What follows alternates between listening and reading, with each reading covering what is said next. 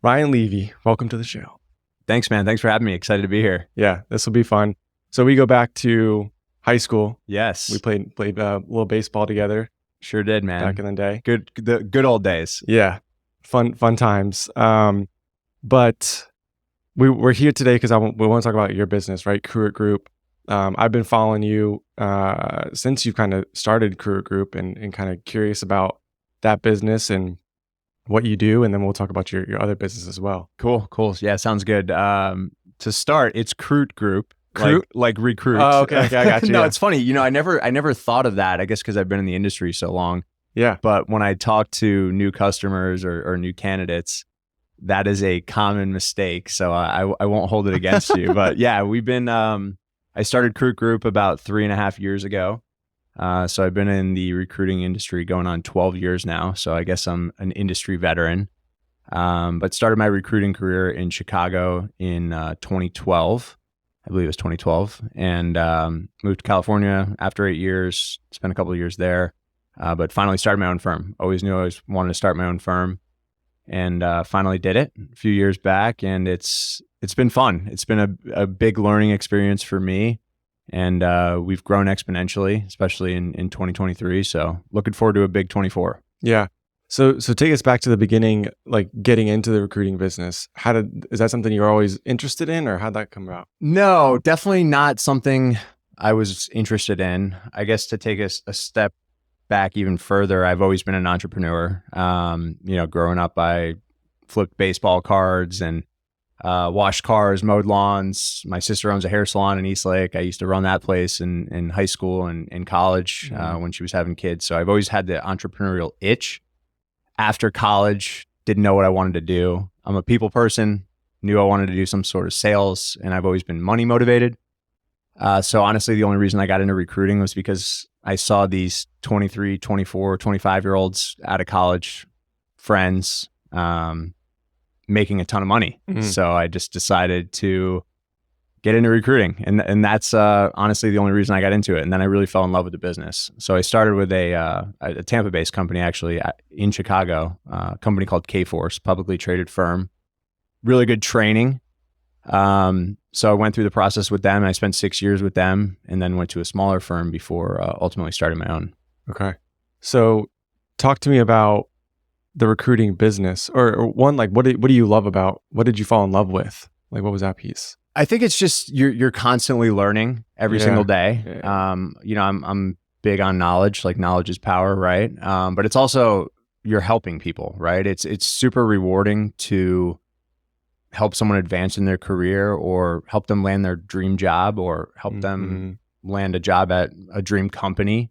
So to me, that aspect of it is really cool. And if you're doing something that you enjoy or you're passionate about, the money follows, right? So that makes it quite enjoyable as well. Yeah. Do you think it could have been any other business? Like if you're helping somebody? Yeah, I mean, you could say that in sales, you could say that in marketing, you could say that in a lot of different industries, right? Yeah. If it's something you're passionate about and you're helping people, I think, you can definitely have that same effect. Yeah. I think back to like when I started into real estate, like I wanted to be an investor. Right. And I've talked about that before, but 2 years in, I was like, I'll invest, I'll save money, then I'll start investing in real estate. And then 2 years in, I fell in love with the business for those same reasons, right? You're helping people, the relationships, the connections, like, For sure. That journey is fun. Yeah, absolutely. I can definitely see the correlations there. I actually used to want to be in real estate myself. Yeah. I like nice things and helping people, money. of course. Yeah, the money. Yeah.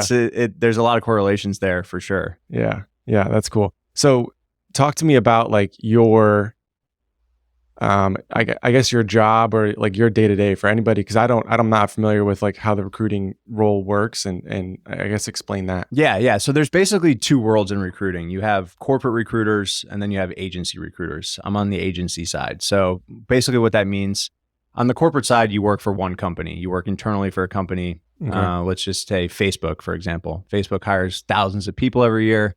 They have a huge team of internal recruiters, and that's all they do is work on Facebook jobs. The agency side essentially works with all sorts of different companies that they spend money to hire outside agencies to fill their jobs. So that's really what our focus is. Being that we're a smaller firm, we tend to focus on startups, smaller to mid-sized businesses. Like here locally in Tampa now, we work with several law firms from people that I grew up with and things of that nature. So just more of a focus now on smaller to medium-sized businesses. So it's and then you're connecting with the different businesses, trying to get them to hire you to help them with recruiting? Yeah. So we operate on a contingency basis. So basically that just means they don't pay us until we're successful in finding them a candidate. Okay. So on the agency side, there's basically two sides of the business as well. You have the recruitment side where you're going out and finding candidates for jobs. And then you have basically the sales side. And the sales side in the recruiting agency world is essentially going out there and trying to connect with businesses that are having trouble hiring, or just having difficulty bringing in the right talent or attracting the right talent. They don't necessarily know how to do that, how to grow. So basically we go out and get job orders and bring them back to the recruiting team, who then go and find the candidates. Yeah. Is there like a standard, like it takes, X amount of months or whatever to find or fill a position, or it depends on the business, I imagine? Yeah, I think it depends on how good the recruiters are, honestly. Yeah. I think that's something that we pride ourselves on is how quickly we're able to identify and attract talent. Of course, there's several methods to do that, but I would say on average, if Donnie wanted to go hire an assistant in the realty world, it might take you 60 to 90 days to find someone. And a lot of it too is convenience, right? Let's take a managing partner at an attorney for an example, or at a law firm, for example. They might have the resources and financial ability to post a job on LinkedIn or ZipRecruiter or whatever site you want to use. What happens is then they get hundreds of applications and they don't have time to go through them. Yeah. And they have to filter and interview, and it's a very long and grueling process. When you're working with a recruitment agency, they take care of all that stuff for you. And they headhunt. Yeah. And then you're just interviewing the right person. Right. So we get to know our clients' culture, their must-haves. Yeah. Of course, like salary requirements, benefits, all that type of stuff. So essentially, we're going out there and selling the company on behalf of the company, if that makes sense. Yeah. That's fun. So let's go back to starting Cruit Group. Yep. When did you know that, you talked about like always having that entrepreneur itch. Like when did you know that like, okay, I'm going to start my own business now? Probably a year or two in. Like I knew it was the end goal. Once I learned the business and saw the potential, I always knew that was the end goal. So I basically started as a recruiter, moved into sales, moved into leadership. I managed a very big sales team at Kforce at one point. And I kind of always just knew that in the end, I would own my own firm. I saw the inner workings of a large firm and what it takes to operate any type of staffing agency or recruitment agency, because it's really all the same, no matter the size. But definitely knew at an early age and or early in my career, I should say. And I made the move to a smaller firm in Chicago because I wanted to prove to myself that I could start from scratch somewhere else before I started my own firm. Okay. So it's all, like chess pieces, strategic moves throughout my career to get to where I am now. So I spent 2.5 years at a smaller firm and, had to start my book of business from scratch again because I had a non-compete and all that. And finally ripped the Band-Aid off and went all in on my own firm after 2.5 years at the small firm in Chicago. Yeah. Was there any like itch to start earlier? So you started in recruiting, 1 to 2 years in, like this is going to be your career. Right. And then that at some point, like you want to start your own business.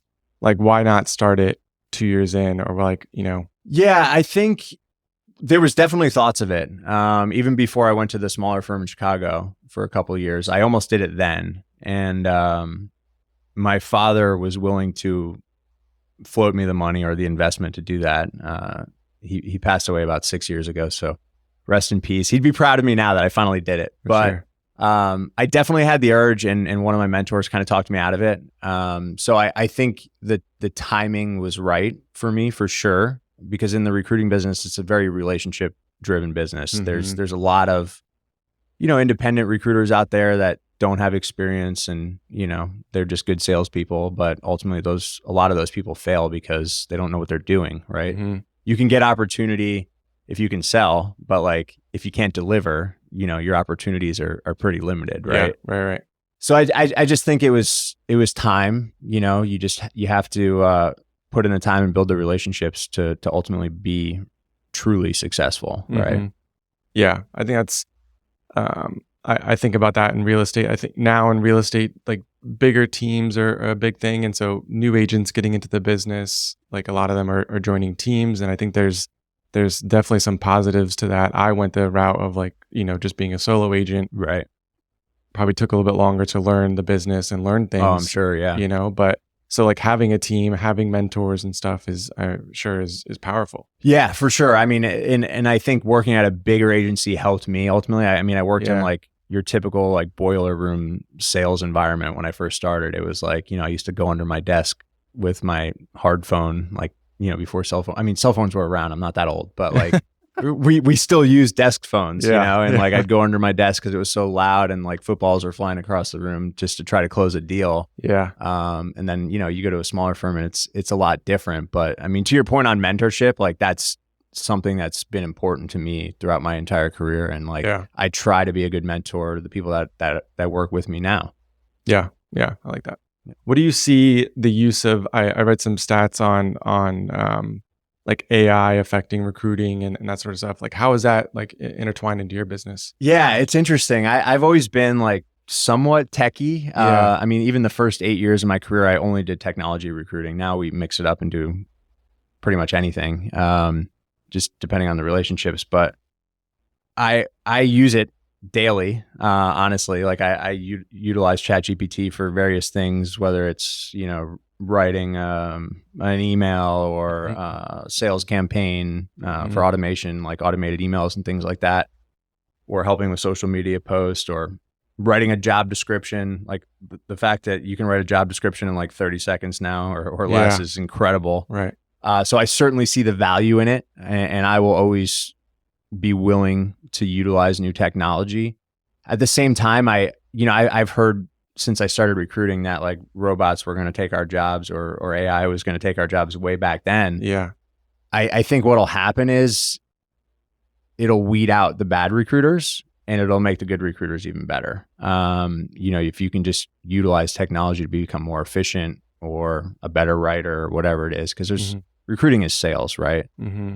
So if you can utilize technology just to become a better salesperson, why wouldn't you do it? I think the people that don't evolve are the ones that are going to die, for lack of better words. I'm a big evolve or die guy, right? Yeah. But at the same time, there's always going to be that human aspect, right? Just like in real estate, like that human connection and that relationship will always be important. Like you can't have AI do all of your recruiting and like talking to candidates and things like that. There's that human element is still going to be there. Yeah, I think it's interesting. I agree. I think the any relationship business and most businesses are like, there's a relationship at the center of any deal or anything like that, right? So Yep.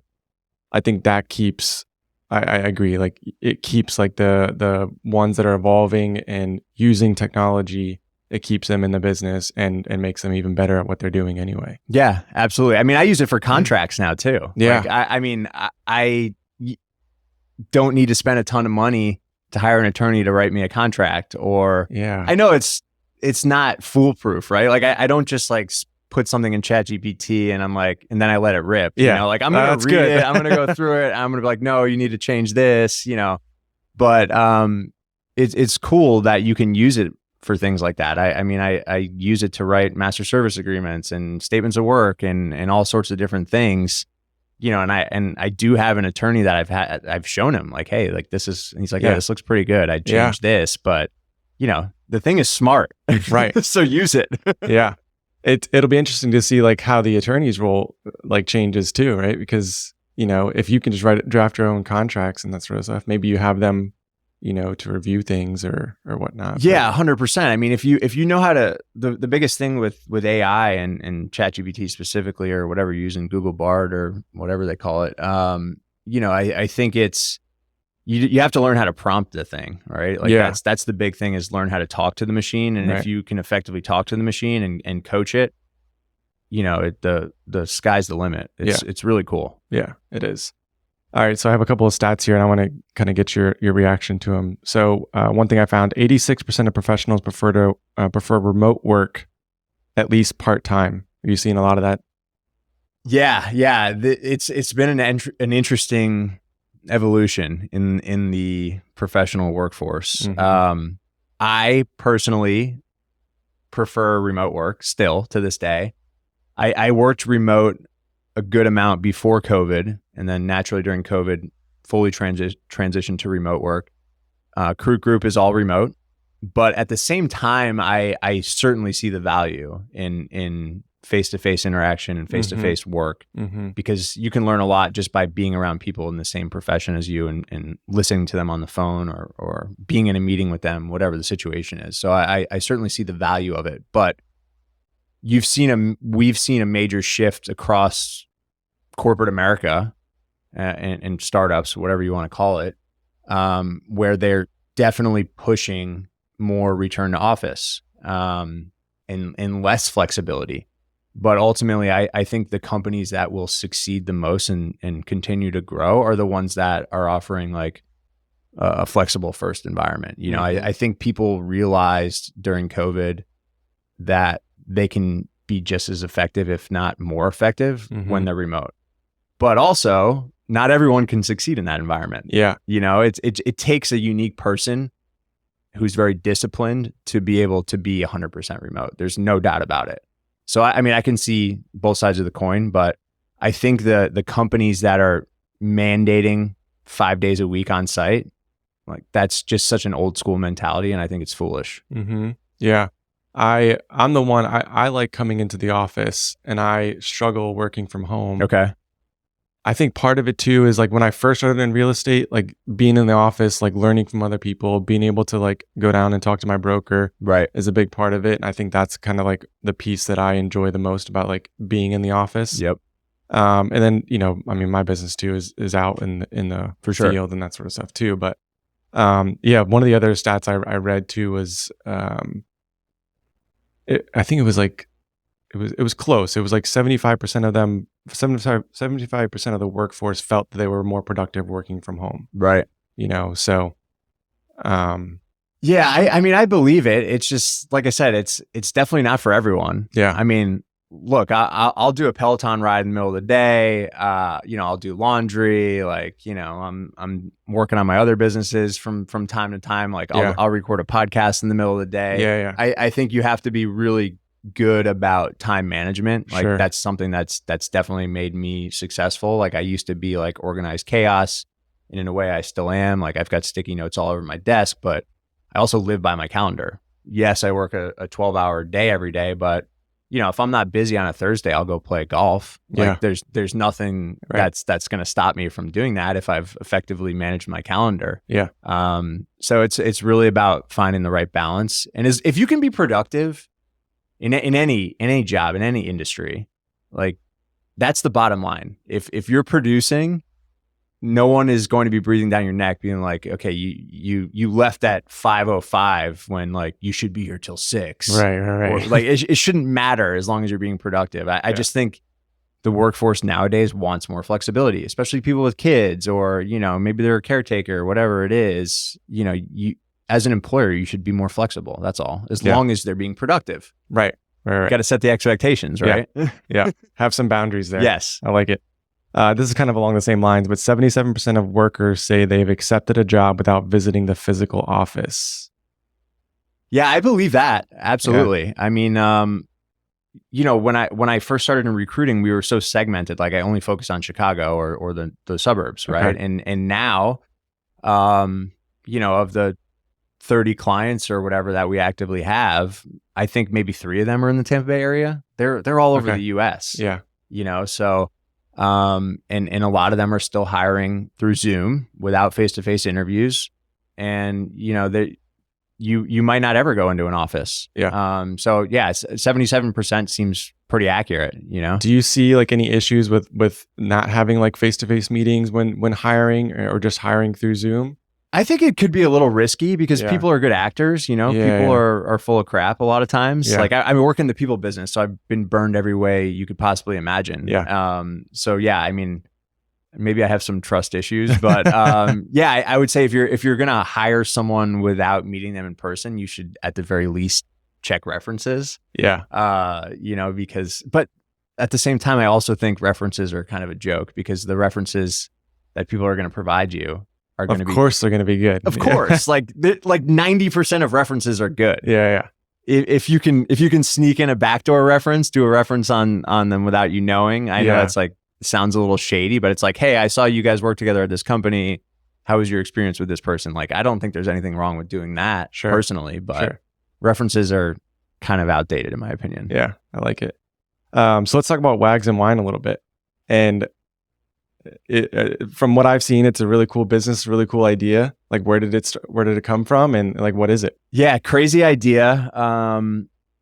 Geez, when we were living in Chicago, probably back in 2014, you know, winters are terrible up there, and we've always been dog people, and we wanted to open a wine bar that was dog friendly. So we bought wagsandwine.com in like 2014, maybe it was even 2013. It was a long time ago. Again, entrepreneurial thing. Like I just buy websites if I have a good idea sometime, or had a dream last night that I owned this dog company. And anyway, so we bought the web domain, did nothing with it for 10 years or however long it was. And tying it into the recruiting world, I was recruiting for a pet tech company in San Francisco. And I got pretty close with the GM, and she was a brilliant woman, entrepreneur. And she owned a subscription box company that she ultimately sold to Walmart for, I don't know, millions of dollars. Mm-hmm. And this was during peak COVID that I was working with them. And somehow, some way, I had the idea that we should own Wags and Wine, or we should make Wags and Wine into a subscription box company. We were living in Oakland, you know, the Bay Area, and COVID in California was a different beast. Like we were basically on lockdown for a year. It was wild. Yeah. Way different than Florida. Yeah. Hence why I'm back in Florida. But we were close to wine country. You know, Oakland's an hour from wine country. So we had visited wine country a lot. And during COVID, we were getting a lot of wine deliveries. We were getting a lot of dog treat deliveries, dog product deliveries. So my wife told me it was a dumb idea and I was crazy. But after she let it stew for a few weeks, I talked her into it.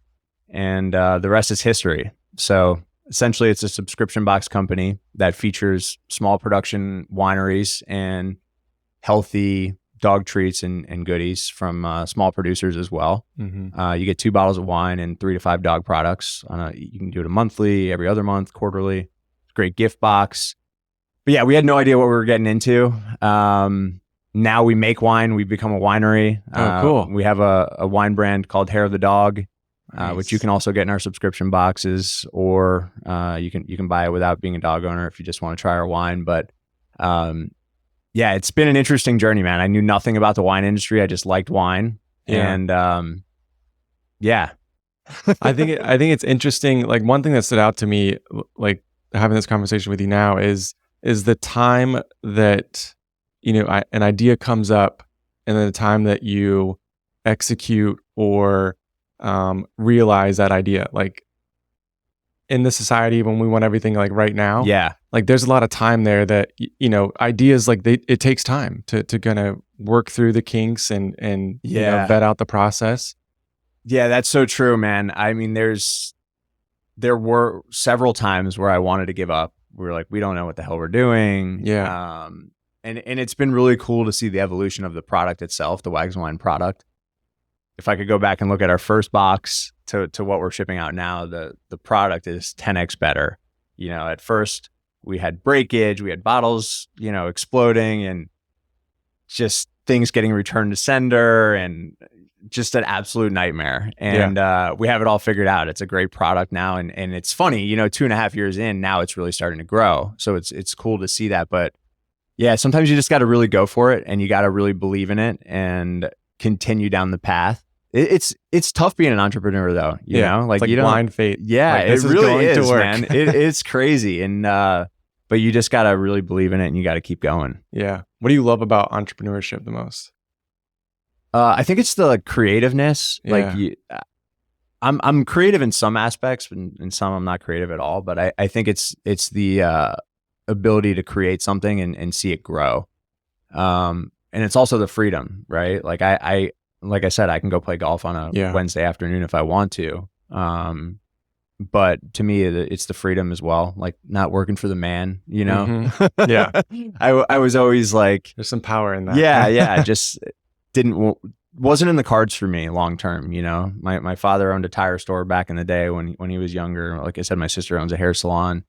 My brother owns a medical practice. So I think it's also something you could be born into. You know, or I mean, you can do anything you want to do. You don't need to be born into something, but it definitely helps, like having those mentors, right? Yeah. If you grow up in a household of entrepreneurs and you see people working for themselves, it's different. You know, you believe that you can do it. Yeah. Having that belief, right? Going back to like that blind faith, like that's a big part of it, right? Like you have this idea, but a lot of, I mean, I'm sure everybody has ideas, right? But they just don't execute on them because they don't have that belief. I think people are just afraid to do things like that. You know, it's against the norm. Like the way society has trained people is to not take risks and not do those things. It's like, you know, have a stable job, work 9 to 5. But in today's day and age, you can do anything with social media, and like you can start a website and you can start a business with minimal income or minimal investment, I should say. Yeah. You know? Yeah.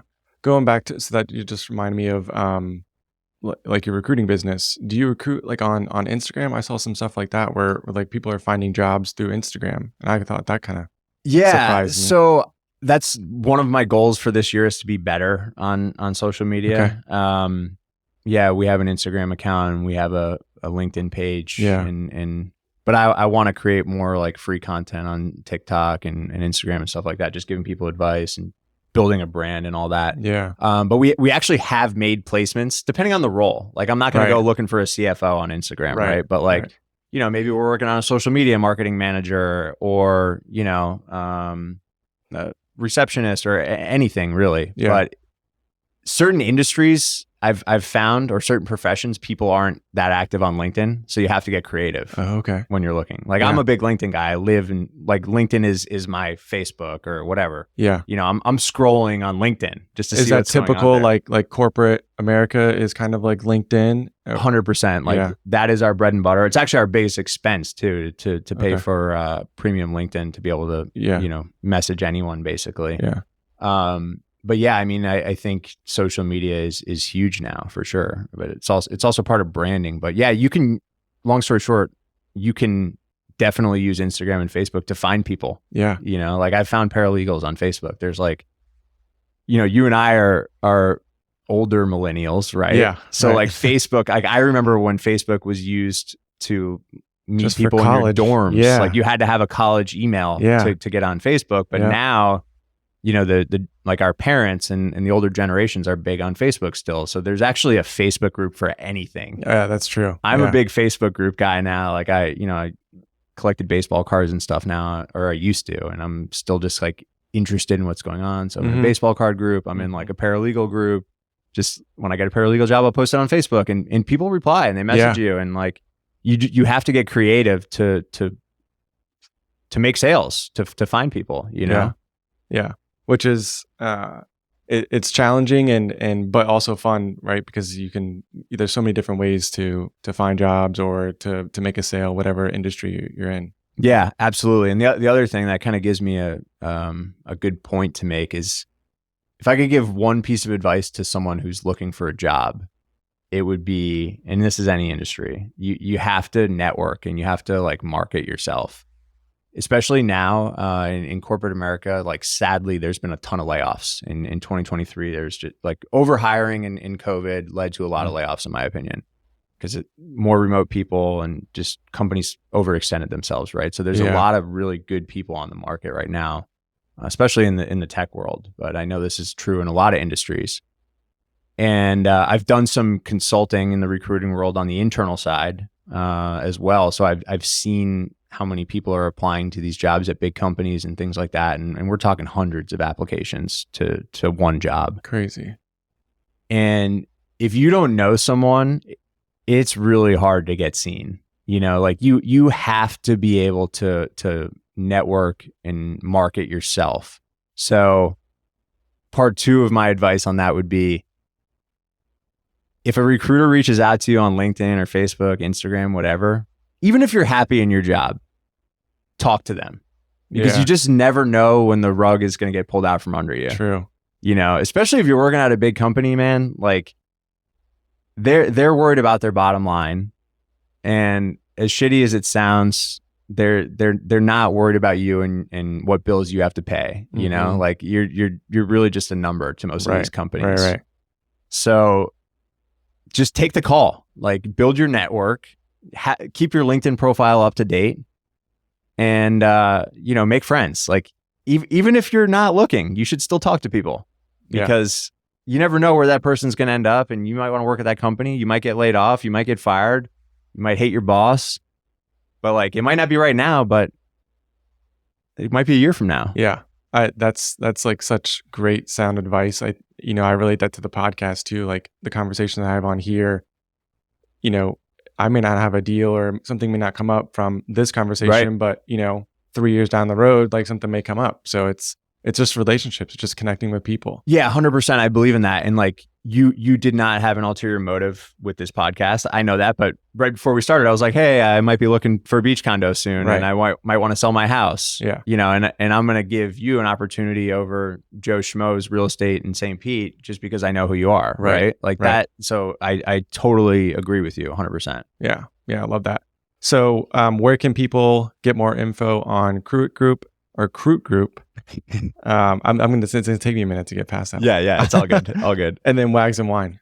So Cruit Group, I mean, we have a website, just Cruit, CRUIT group.com, or my email is ryan@cruitgroup.com. Wags and Wine, you can check us out on Instagram at Wags and Wine Box or wagsandwine.com. I know we've got some discount codes on wagsandwine.com right now. I believe you get 50% off your first box. So definitely go check us out on there for sure. Sweet. Thanks for being here, man. Yeah, appreciate it.